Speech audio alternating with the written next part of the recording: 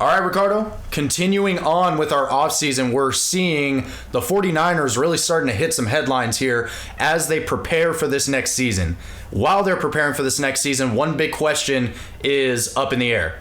Who is the new quarterback for the San Francisco 49ers? Absolutely, Jose. That's definitely been the question for the Niners for the past, let's be honest, 3 years. It's been a team of tremendous potential, and they just can never get the quarterback position at the right time in the moments that they need it. But I can't wait to start this podcast, Jose. Let's go ahead and get to it. Let's get right down to it. I'm Jose. I'm Ricardo. Welcome back to RJ Talks, everyone.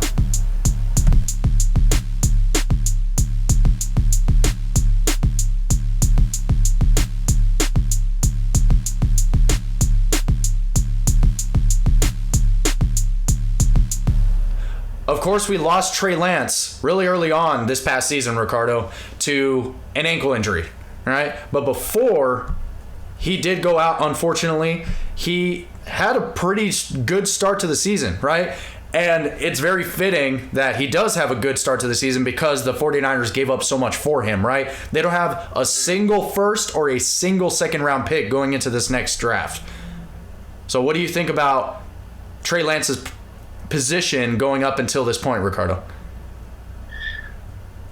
Well, very unfortunate for him, Jose, to be honest, because this was very much going to be his team to lead this year, and it was just unfortunate. Like, he just got an injury at the wrong place at the right time to start early on in the season. But very much my position on Trey Lance, Jose, it's just that he's very much from the beginning when the Niners drafted him, mind you, he's very much a developmental quarterback, a project type quarterback, because he didn't have that many snaps in college, or pass attempts. He had less than I would say less than 300 pass attempts in college, and there's some quarterbacks in today's day and age, Jose, they have 300 in a season for college. Yeah. So my point being is that, like, he very much had to work on his mechanics and very much had to work on, like, repetition, getting the ball out on time, 3-step drop, 2-step drop. So the people at home who don't get that, it's just basic average things that quarterbacks should know, like, by the time that they go at that level. It's just developmental things, like timing to get rid of the football. That's why some players fail and some don't in the NFL, because it depends how well your technique is by the time you reach out there. However, the talent was too big for the 49ers to pass up, in their opinion. And Jose, he's in a favorable position because of what you just said to start off this podcast. They traded the farm to move up to get this guy. They traded the future and they're like, this is the franchise quarterback, and this is who's going to be our leader for this year. So I very much think he's in a very favorable position to start the season early on, depending on how he recovers from his injury and how he's looking. 100%, Ricardo. And I mean, like I was saying before, to start off the season, he had 31 attempts for 194 yards and he averaged 6.3 yards per throw. Not the most mind-blowing stats here for a professional quarterback, but there was a lot of potential for him going into it. So it's a bit unfortunate that the injury happened the way that it did, because as you said, Ricardo, he had to develop his mechanics quite a bit. He had no time to do that, right? Because of this unfortunate circumstance that he was placed in, right? Not by anybody, but just by chance, right? So if moving forward, Trey Lance is able to stay healthy going into this next season, then we should be able to see what kind of opportunities are presented to him as a San Francisco 49er. Now, Brock Purdy, as we have mentioned before, Ricardo, has been a great quarterback to fill in for Trey Lance in this case. All right. Absolutely. He had a fantastic run going deep into the playoffs, right, for the 49ers. Granted, he was very gifted in the sense that he had a lot of top-tier talent surrounding him on the offensive side and the defensive side of the ball. So for his sake, he was able to play very well and he was able to play very effectively, right? Now, I don't want to move too far into Brock Purdy's position, since we're going to be talking about that in the next segment. But the point still stands, Ricardo. Brock Purdy played very well, and there are a lot of talks around the league from analyst perspective saying that Brock Purdy is going to be the starting quarterback this next season. But my question to them is, how do we know that? How do we know that they're not going to be starting Trey Lance and giving him a chance, since they traded, as you said, Ricardo, the farm for this guy? What do you think? Well, not to get into much into Brock Purdy, like you said, Jose, but it's very simple. And my dad has this saying when it comes to athletes in professional sports: they can either play or they don't.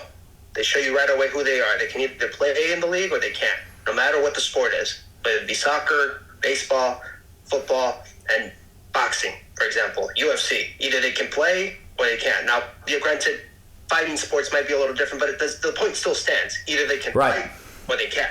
So the reason why Brock Purdy is such a potential is because he came out of nowhere and he showed the poise and the confidence that everyone expects out of Trey Lance as far as this guy can play. This guy has all the confidence in the world and the poise to succeed. But going back to Trey Lance here, Jose, as far as like why he has a favorable position, the Niners knew when they started off, when they drafted him, is that they knew that he needed time. Like I said, I'm repeating myself here, but the point still stands. He needed time to develop. I have the official number in front of me, Jose, how many pass attempts he had in college in his 3 years at North Dakota State. 318 pass attempts in 3 years.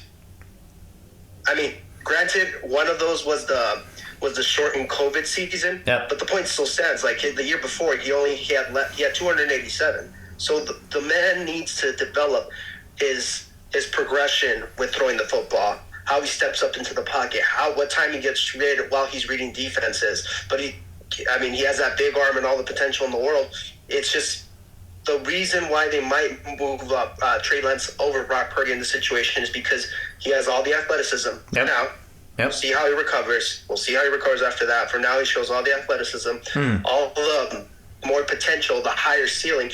Jose, it's funny that the position that the Niners are in, they're in the same position that any team drafting a quarterback would be in the top of the draft. Do we go with the guy with the huge athletic ability and the upside potential? Or do we go with the guy we know that could play now, but doesn't necessarily have the highest ceiling? So even if they are void of a first round or a second round pick, they are playing this game as if they are part of that first round, or as if they do have a first round draft choice, or hell, even a second round draft choice. Mm-hmm. Yeah. It's a pretty interesting position that the San Francisco 49ers are in right now. And as far as Trey Lance goes, we're not entirely sure how he's going to be playing going into this next season. Hell, if he's even going to be the starter going into this next season. Because, and correct me if I'm wrong, Ricardo, but this seems to be the case, is there is so much more pressure right now on Trey Lance than there ever can be going into this next season for Brock Purdy. Absolutely, Jose. When you get that kind of draft capital, I believe he was the number, if I remember correctly, the number 3 pick, and move up to the number 3 pick. Oh, yeah. Or one of those. I can't remember the exact number, but when you trade up to be a top 5 draft pick, all the pressure's on you. It's like we say with our guy, T. Martin. It's a bottom line business. It's about production. You get it done. But to be on all honesty, Jose, yes, all the pressure's on him, and that comes with the territory. Trey Lance knew this. He knew this when they drafted him. He knew it when he was going into the NFL draft. Pressure's on him to perform. But luckily, with that pressure, Jose, comes up more patience because of how high a commodity they took him, because of how much they had to go to get him. Because what I've always noticed with NFL GMs, Jose, when it's a first-round pick, they will give the sun and the moon to give this guy every opportunity to perform. Now, if he's not a team guy, and if he's not necessarily if he doesn't work hard in practice and show all the traits that you want with a player, they'll get him out of here sooner rather than later. For sure. But when it's a situation where the player, especially at quarterback, is showing all the things you want to see, they're trying hard in practice, they're studying, they're developing, they're practicing, they're seeing all the things that you want to see, you're going to give them more chances to fail. And that's because if they fail, then that means you failed in your assessment to pick the guy. Now, granted, no one in their right mind could have predicted that Purdy was going to be what he was, but that's why Trey Lance is going to get the opportunities this season that we're going to see, because there's so much riding on him. But I say he feels the pressure, but he doesn't, because he knew what he was walking into before the injury. So from your stance, Ricardo, it seems like the benefit of the doubt is definitely on the side of Trey Lance, as well as he's also being tested with time. All right? Because the more that he heals, or the longer it takes for him to heal from his broken ankle, which needless to say, he's going to be just fine as soon as the offseason's over, right? But with the start of training camp rapidly approaching, right, we'll see how he performs then, right? And then going into the preseason as well, everybody's going to get a chance to play. So for the 49ers, I think it's worth paying some very close attention to the way that they position their quarterbacks going into that preseason. And honestly, Jose, I don't think we'll get an answer from the Niners who the starter is until week 1. And that's exactly how they should play it. They should see how both guys are looking and how the team goes around him. Now, granted, there's a saying: if you have 2 quarterbacks, you have none. But you need to figure out which of the 2 is going to be your long-term starter. Well, also, as you said, Ricardo, it seems as though the Niners are willing to wait it out, especially since they spent so much draft capital on Trey Lance. That doesn't seem to be their grand problem, right? Their biggest problem at this point in time is just making the decision, right? And they can take as much time as they would want to, because us as the audience, us as the fans, right? And from also, what's the word? Some self-acclaimed analysts, right? Because that's what we do on each one of it. It's like self-proclaimed. That's the word I was looking for. Some self-proclaimed analysts, right? Because we're the ones that are sitting in front of the camera as well as in front of the microphone, just picking apart what these decisions mean, right? And where exactly they're coming from. So for the 49ers, with as much patience as they have for Trey Lance, it seems likely that we're going to be getting a decision on week 1. And I agree with you 100%, Ricardo. They should play it out to that point, because Trey Lance, like I was saying, Ricardo, before we started this segment, he didn't really have a chance because this unfortunate injury has plagued him. All right.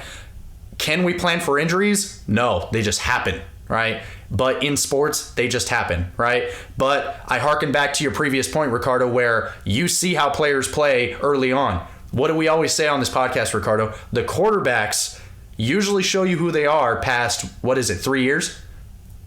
Mm-hmm. Past 3 years. So Trey Lance still has an opportunity to do that. Still has an opportunity to prove himself as a top-tier quarterback in the NFL. With time. That is the thing. We can sit here and we can talk and we can speculate all we want to. But what exactly is going to happen in the preseason? What exactly is going to happen during the regular season? We have no idea. We don't know. But we'll talk about it until we're blue in the faces. You know that. Absolutely. 100%. And as a self-proclaimed analyst, no, I'm just kidding. Pretty much he's the unknown. And the unknown, that's the worst part, is that like it can go good, it can go bad, it can go great, it can go awful.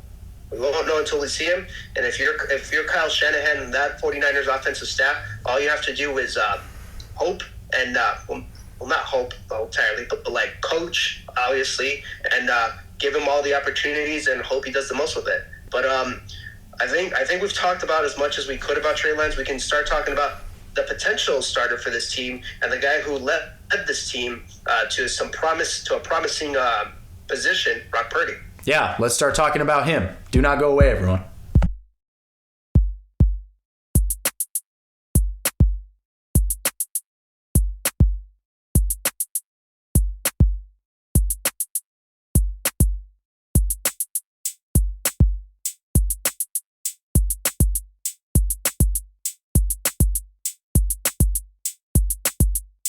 All right, Ricardo, now let's talk about the man of the hour. Well, the man of the latter half of last season, Brock Purdy, right? This man was hitting headline after headline after headline going into the playoffs, as well as late in the regular season when he did have to unfortunately take over for Trey Lance. All right, but the kid came out. He played phenomenal. He played phenomenal football, Ricardo. He was able to prove himself as a solid starter for the San Francisco 49ers. They fell, unfortunately, in the championship game where they lost 31-7, right? But however, Brock Purdy did have a decent start, but unfortunately he did get injured throughout that game as well.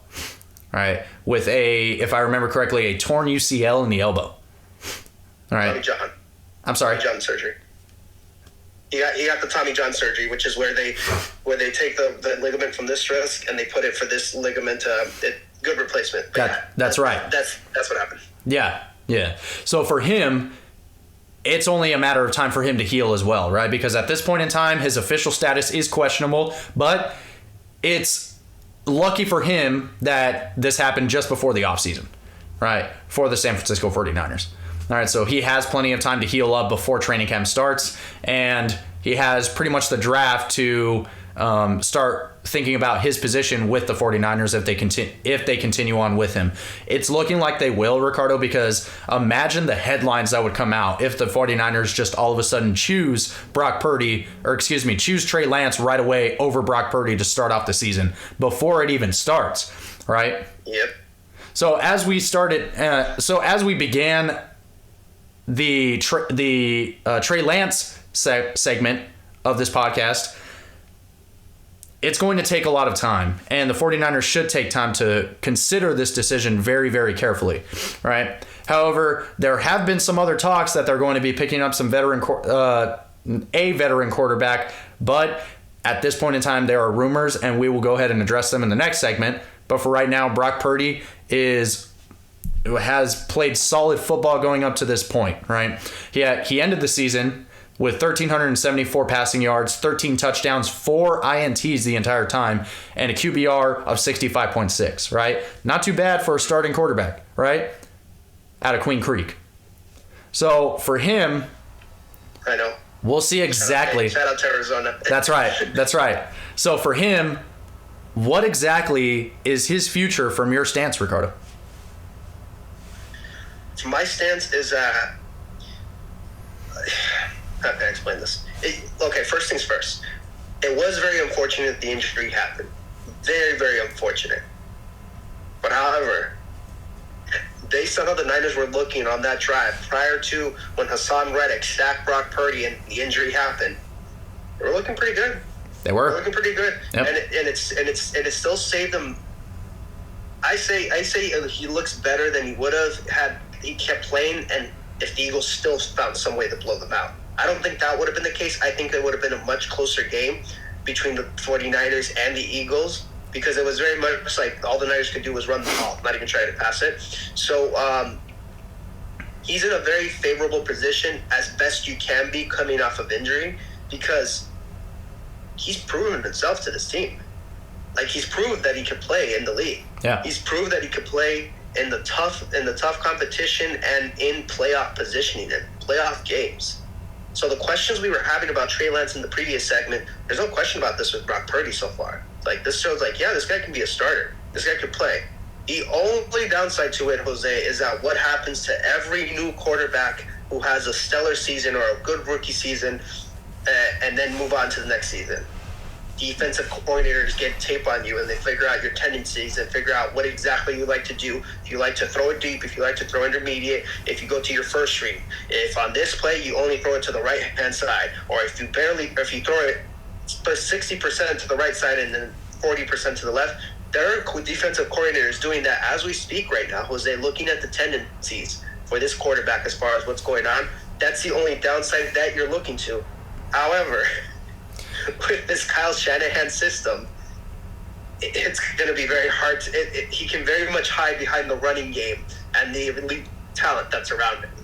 But so he's in a very favorable position for his future. Ricardo, that I'm very happy that you brought up that point, because like you said, for every young quarterback that has a stellar season the year prior, they start moving into next season thinking that they could play that very same way. All right. Mm-hmm. Typically. But then it ends up blowing up in their face, so to speak. All right.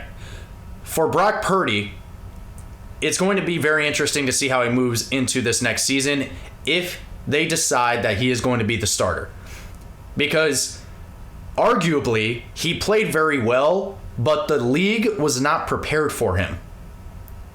They were not prepared for him, right? And that's not even a knock on any one of the teams that were playing against him. That is simply the fact that Brock Purdy is a brand new quarterback. And although the quarterback position is played by 31 other starters in the NFL, right? He did not have an opportunity to play beforehand, right? Because he was a backup. Nobody had seen him play before. So nobody was prepared for him, logically speaking. So now that they have seen the way that he plays, to reiterate your point, Ricardo, they're going to start adjusting to that next year. That is the reason why we don't often see a repeat defensive player of the year. We don't see a repeat offensive player of the year. We don't see a repeat comeback player of the year for whatever, right? We don't see that happen because the league starts to adjust to them, right? Ricardo, we say this all the time. How long did it take for Tom Brady to win another Super Bowl before Super Bowl 49? Right? It took him 10 years. It took him 10 years, the greatest quarterback, the greatest football player of all time, one of the greatest athletes of all time. And it took him that long to win another Super Bowl. All right? The league is smart. The league knows how to do this.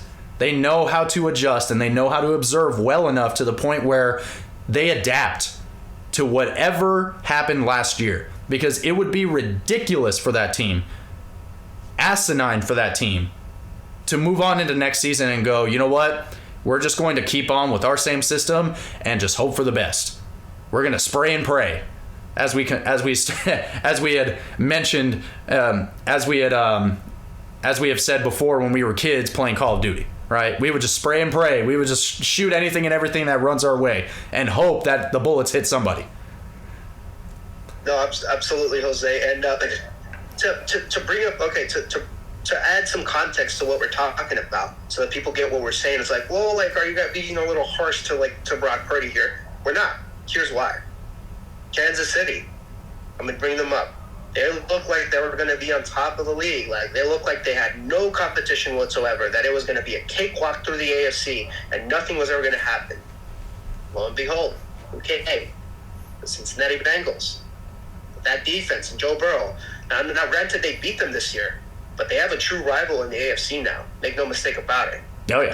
And each team is trying to get whatever information they can to get the upper hand on the other one, but that's just a great example of how the league adjusts and adapts. Did anyone predict that Cincinnati was going to come out of nowhere and stop and beat the Chiefs at home to make it to a Super Bowl? No. But it happened because the coaches take time to look at the flaws in the system and figure out a way that they could beat the system and see what advantages are to that. They do that, or it's their job. Exactly. Plain and simple, Ricardo. Exactly. They have to do that, or it's their job. That is it. That is what it comes down to. Once again, to quote T. Martin, Ricardo, it's a bottom line business. It is a bottom line business. You either get it done or you're not there anymore. Yeah. But, like, okay, so to give Brock Purdy some credit here, it looked like when the games got tight in certain situations, he was able to pull away and get some wins to go about him. For example, on the first game on the road against Seattle, a divisional rival, was able to play against a tough defense, which at that point we thought Seattle was going to be. We knew they were going to be a playoff team, or potential to be a playoff team. It's just a matter of when they got the positioning. Beat them 21-13, and then the defensive slugfest of last year's playoffs, the Dallas Cowboys versus the San Francisco 49ers. My goodness, what a slugfest it was, and it was beautiful defensive football. But he was able to stay calm, cool, and collected. Did he throw any touchdowns? No, but he didn't throw any interceptions either. In a closed playoff atmosphere where the person who first makes that mistake is the one who's going to pay. And Brock Purdy was able to outdo Dak Prescott, was able to outlast that top 5 defense. I think, Jose, was the top 2 defenses of the league, is what it looked like going up there. It was very, very, very tough football that day. So to give him credit, he has shown up in the biggest moments and has shown some ability to be clutch. So it's just a matter if that arm is still the same after that Tommy John surgery, if he's able to still fling it as normal as he did before, he's in a great spot. He's in a very great spot. And, Jose, to add on top of it, let's say the San Francisco 49ers go with Trey Lance, and Trey Lance goes out of the gates rocking and still goes, he could still play for another team. If the Niners still feel like they're done with him, and if Brock Purdy feels like he has talents to go elsewhere, he's in a great position because like I said, best case scenario, Trey Lance doesn't play as well. He's a starter for the Niners. Worst case scenario, Trey Lance, it becomes a prolific quarterback, can still get traded and go to another team. He's still he's in a win-win situation in my opinion. Yeah, he is. He is 100%. Yeah, and if Trey Lance comes out of the gate and he doesn't perform particularly well, right? The Niners can still trade him, right? Say that they're done with him, and they have Brock Purdy to fill in for that. But that is if they do not trade for a veteran quarterback, which is what the rumor is at this present moment in time. And Ricardo, if there is nothing else to add to the Brock Purdy segment, I think it's worth entertaining those possibilities. Yeah, let's do it, man. Yeah, let's go right away.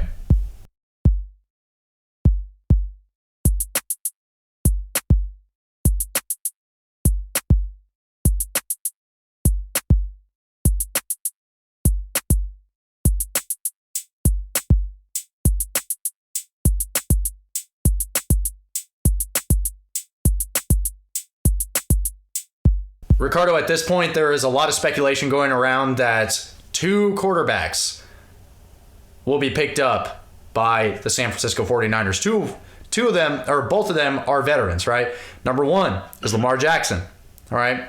Now, there hasn't been a whole lot of official talks that the San Francisco 49ers are going to pick up Lamar Jackson, all right? Since, as we mentioned last week, Ricardo, it's been at this point a month since Lamar Jackson has said that he requested a trade. Nobody has lifted a finger. Nobody's lifted a single finger to try and pick him up. On the other side, we have Aaron Rodgers, right? Where there was a lot of talk going around that he's going to be traded over to the New York Jets since he went on Pat McAfee's show and he expressed that he's willing to play for the New York Jets. At this point in time, if the New York Jets, and this is according to Craig Carton, right? He's been claiming that the Niners are ready to pursue Aaron Rodgers if the Jets are unable to complete a deal with Aaron Rodgers. 2 scenarios could play out here for either one of these quarterbacks, Ricardo. Aaron Rodgers, as we've already mentioned, is a prolific quarterback in the NFL, as well as Lamar Jackson. Of course, Aaron Rodgers has plenty of time and has more years than what Lamar Jackson has, but Lamar Jackson has already cemented himself in this league as a top contending quarterback, right? Who could elevate a franchise no matter who picks him up, right? Mm-hmm. And he has done that within these past few years. Aaron Rodgers has done the same. However, there has been a lot of social controversy that has been surrounding Aaron Rodgers up until this point, right? The biggest of which is that he is just a huge diva. Right, to quote Skip Bayless on Undisputed. At this point in time, what is the move for the San Francisco 49ers, Ricardo? What will happen if they pick up Aaron Rodgers, and vice versa? What's going to happen if they pick up Lamar Jackson? Well, Jose, to be honest, both of those moves sound great. For Niners fans, yeah, let's pick a veteran quarterback to take us through and see how we're doing. However, I think the Niners may have already made their move as far as what they're doing. Stay with me here, because what I'm about to say is going to sound ridiculous. They recently signed Sam Darnold. That's right. One of their quarterbacks. Yep. Mm-hmm. So it wouldn't be past Kyle Shanahan in his thought process. You're you know what? I make Jimmy Garoppolo look good. I make any backup quarterback in the system look good. It's all I need is a couple games for these guys to get ready if they're not healthy. So it's if these guys aren't healthy, I'm going to put Sam Darnold in. I'm going to show what a great offensive mind I am. Now, I don't blame him because, as far as offensive systems goes, it's Andy Reid and Kyle Shanahan. It's a little lower. But it's not that far off. It's not. As far as great systems in the NFL. The only difference is that Andy Reid has 30 years of experience on Kyle Shanahan. That's the only difference whatsoever. But they're both. He also has a Hulk in Patrick Mahomes. Yes, he does. He has the Hulk in Patrick Mahomes, and that's I think is the move they're going to make. However, to play devil's advocate here, let's say for the sake of argument that they're kind of they make a move between these 2 quarterbacks.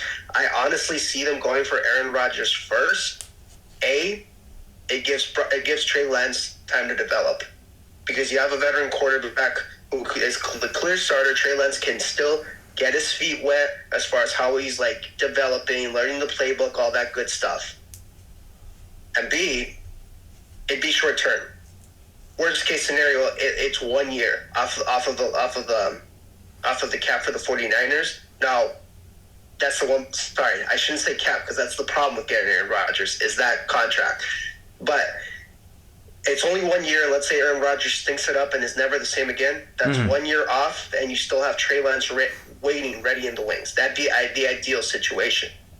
However, the sexy pick, the ideal pick for a running first offense, if they get Lamar Jackson, Jose, I don't know if there's a team in the NFC that could stop him from reaching the Super Bowl that year.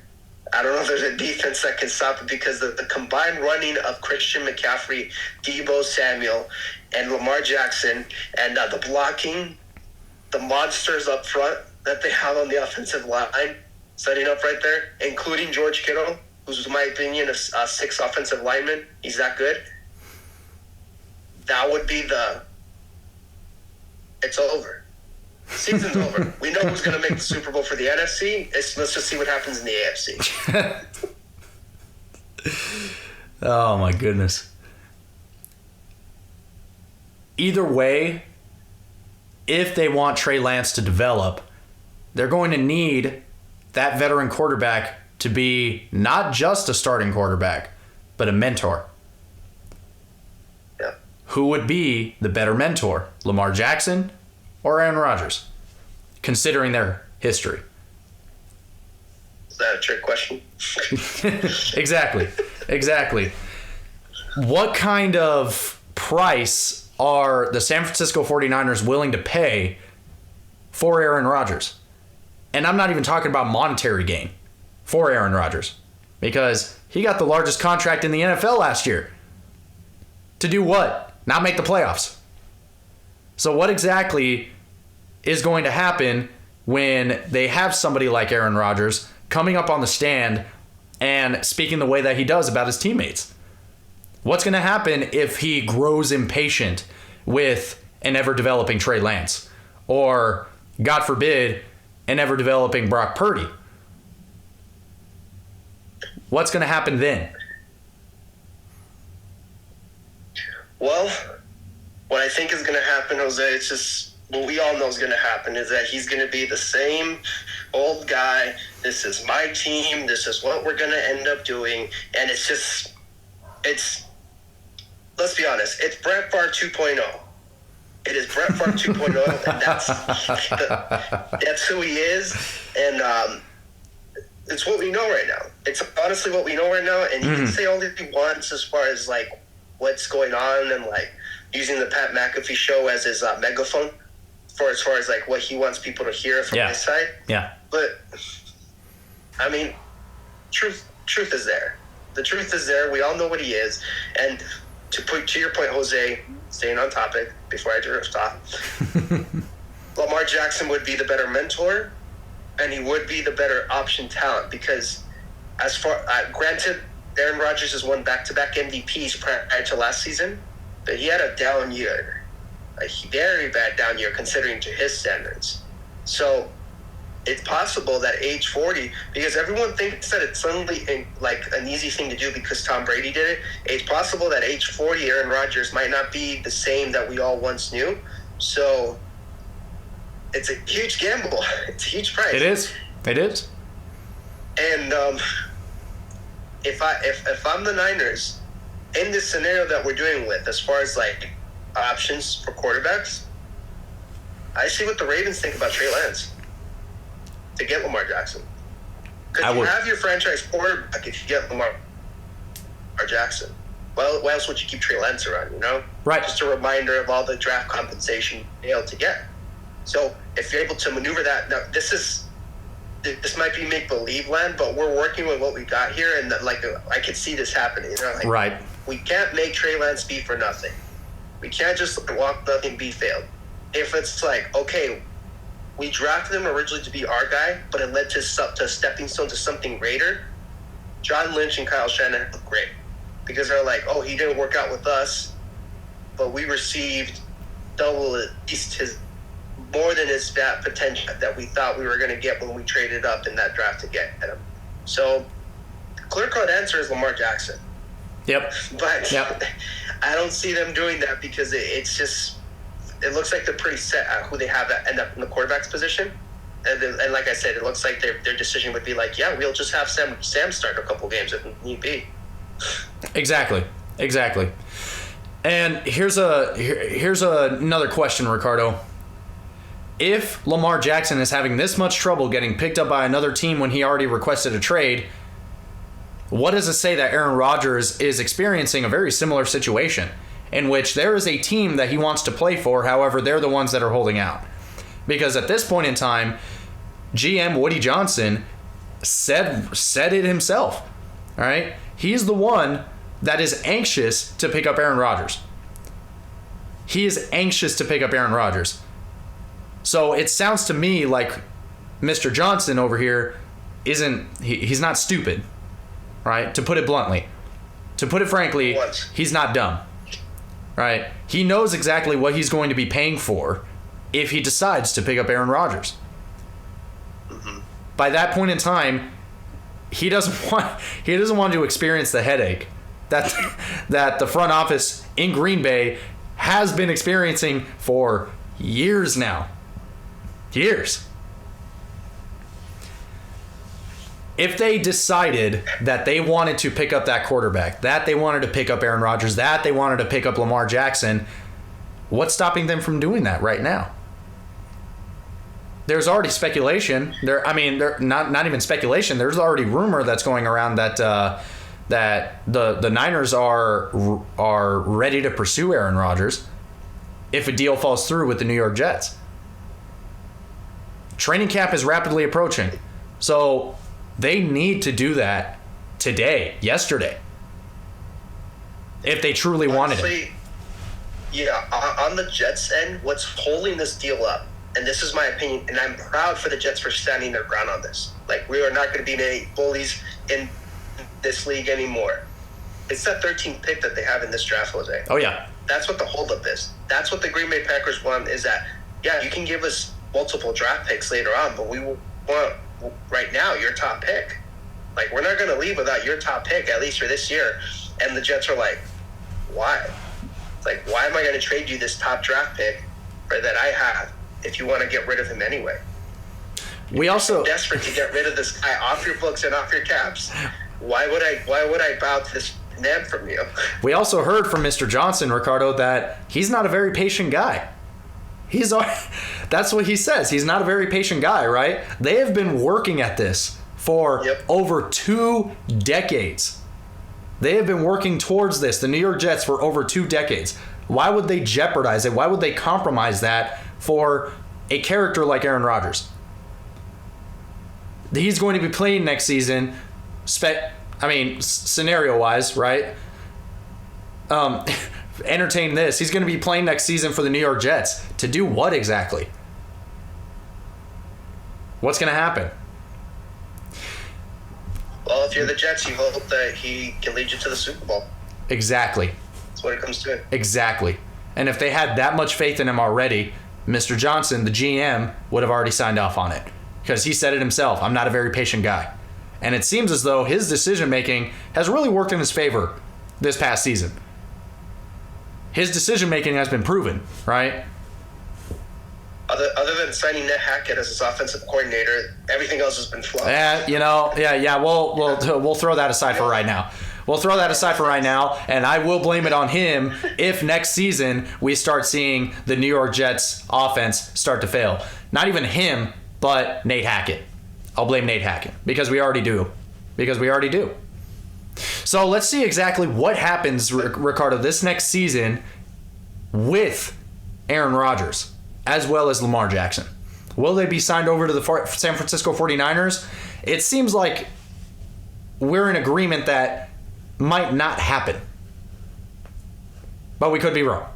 Yeah, absolutely. Yeah, we definitely could be wrong. We are humans, ladies and gentlemen. Breaking news. We are not perfect in what we say. We are wrong sometimes. So the reason we're bringing this up with Aaron Rodgers and Lamar Jackson into the Niners conversation is because, like the Jets, they're in a prime position with a ready team. And let me bring up a little bit of background for the San Francisco 49ers team as far as the reign under Kyle Shanahan. Now, he's been the head coach already for 6 seasons. First 2 seasons didn't look too pretty. Granted, they didn't have a quarterback as far as how they were looking. Yep. Third season, made it to the Super Bowl, looked unstoppable, lost to Patrick Mahomes. That's respectful. He lost to Patrick Mahomes. As we now know, Patrick Mahomes is on the track to be an NFL great. Next season, quarterback gets hurt, bottom of the barrel as far as for the division. These last 2 seasons, Jose, 2021 and 2022, they've lost the game before the Super Bowl. And what's holding this team back, and what's clear as day was holding this team back as far as finally going to the Super Bowl and winning it all, is consistent elite quarterback play. That's what this team needs. And that's why we're bringing up these 2 quarterbacks, because you put either one of these quarterbacks, if they play to the potential, let's say even half of the potential, because with a team like this, you don't even have to force anything too much. You just have to stay within the system and not mess it up. Right. They could go all the way. And that's why we're bringing up the Aaron Rodgers and Lamar Jackson, because both of these guys, in our opinions, could have the potential to lead this 49ers team, as loaded as it is, and they just re-signed for another monster on the defensive line. I mean, it's incredible as far as how this team keeps getting stronger and stronger. And, it's insane. It's insane. The thing, let's make no mistake about this, Jose. Niners are under a lot of pressure this next season as far as to make the right decision. Oh yes, they are. These fans have been patient. Granted, this franchise has won 5 Super Bowls already in their history, but they could have won 1 Super Bowl within the past 5 years. Let's be conservative. Like 1. They were in position to try to win at least 1.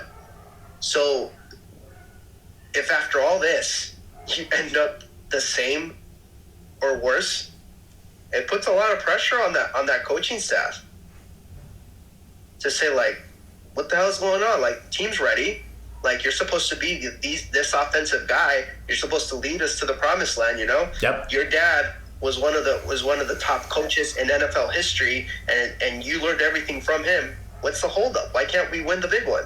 So there's pressure on this coaching staff to get this decision done right, specifically for these players, because they're playing as well as they can. But that defense, Jose, my goodness, ridiculous defense that is able to stop the run. Yep. And is able to good pass coverage. However, it's just, we'll see what happens. But this Niners team is going to be, they should be the favorite to win it all. Yeah. Not win it all. Win the NFC. Make it to the NFC along with the Eagles. The only reason that the Niners aren't the guaranteed favorite to win the NFC is what we've been talking about this whole episode, Jose. Quarterback position play. Yep. But I'm excited to see. I mean, like, if I'm the Niners fan, don't worry. You're in a very envious position. You have to choose between 2 guys who you think can play. And most teams, including mine, don't even have one that can play. And then now my team, there's so many talks that Mac Jones is going to be traded away now. So, Yikes. Yep. Yikes. All right. Well, we'll see exactly what happens, Ricardo. A very complex situation, as we've already dissected throughout this entire episode. We could continue to talk on and on and on about Aaron Rodgers' position, about Lamar Jackson's position, but we've already talked quite extensively about both of those quarterbacks' positions in some previous episodes. So if you guys are interested, go right ahead. Give those a listen, right? And give us your take on this highly, highly anticipated choice that the San Francisco 49ers are going to be making in the very near future at this point. With that, thank you guys so much for listening. If you like what you hear, go ahead and subscribe to the YouTube channel. Follow our Instagram at rjtalks_11 for more updates on all of our uploads. Thank you, good night, and we will see you next week. See you guys. Recording stop.